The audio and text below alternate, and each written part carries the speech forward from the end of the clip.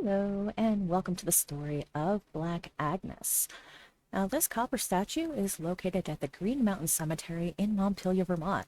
It's of a male figure sitting with closed eyes and looking upwards, his head covered with a shawl. And like many similar legends, Black Agnes is supposedly cursed with the power to do some pretty nasty things to those who may be tempted to sit on his lap. And that list of awesome circumstances include a certain death within 7 days and a range of just some awful luck. Now, the statue, bestowed with the title of Thanatos,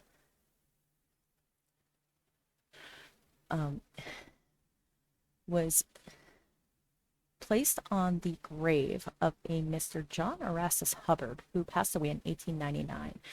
Now, he was a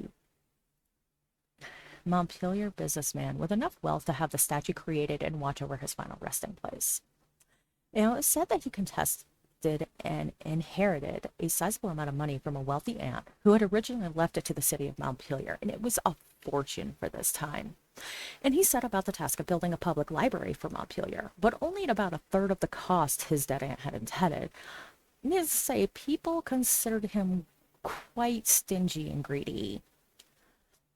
And when John passed away in 1899 at the age of 53 after obtaining his inheritance, the executors of John Hubbard's will were responsible for providing a monument to adorn his grave in the Green Mountain Cemetery. William Paul Dillingham, the governor of Vermont from 1888 to 1890, took on most of the responsibility for finding someone to construct the odd monument, now known as Black Agnes. It was created by an Austrian sculptor named Karl Bitter, and he had run a studio in New Jersey. Now, on that statue, there is an inscription. It's from Thanatopsis, which translates to thoughts on death, and this was known to most all literate Americans in the 19th century, a poem by William Cullen Bryant. It reads, "Thou go not like the quarry slave at night, scourged to his dungeon, but sustained and soothed by an unfaltering trust. Approach thy grave like one who wraps the drapery of his couch about him and lies down to a pleasant dream." Now, these lines suggest that Hubbard didn't die in shame, but he had a clear conscience when he died, even though he was kind of a scumbag. Now, some of the odd occurrences surrounding Black Agnes include glowing red eyes at night, blood-curdling screams, and other creepy noises. Some people believe that the statue was haunted due to the misdeeds and demeanor of Hubbard while he was still alive. Stories were told about a number of people who dared to sit on the lap of Black Agnes, only to be found dead later. Now, what about you?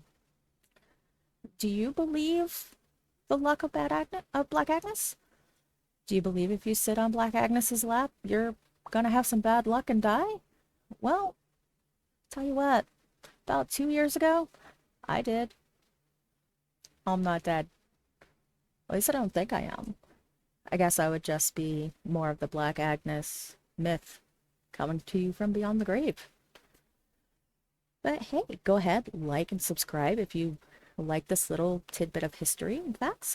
I will be putting out more of these. There is an absolute buttload of New England lore and legends that I am so excited to be doing a series on.